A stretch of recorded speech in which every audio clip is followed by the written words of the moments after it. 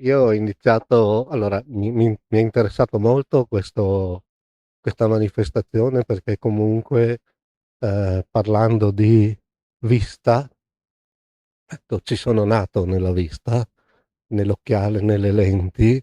A Segusino il fratello di mia nonna ha fatto la prima azienda nel '46, quindi c'ha lavorato mia mamma, mio papà e non poteva essere diversamente secondo me. Quindi c'è un legame profondo con questa di manifestazione.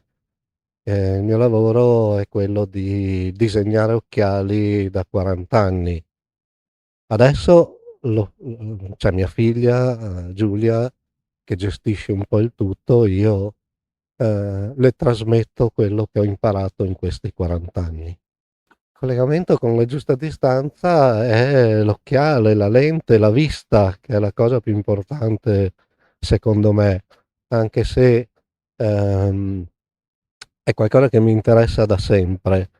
Mi interessa perché vorrei riuscire a trasmettere quella che è la vera, secondo me, storia e valore di questo prodotto, che è estremamente importante per la vista, è estremamente importante perché specialmente nel bellunese, ma anche nell'Alto Trevigiano e non solo nell'Alto Trevigiano, ha contribuito ad elevare quella che è l'aspetto economico-finanziario di due province che erano province di emigranti.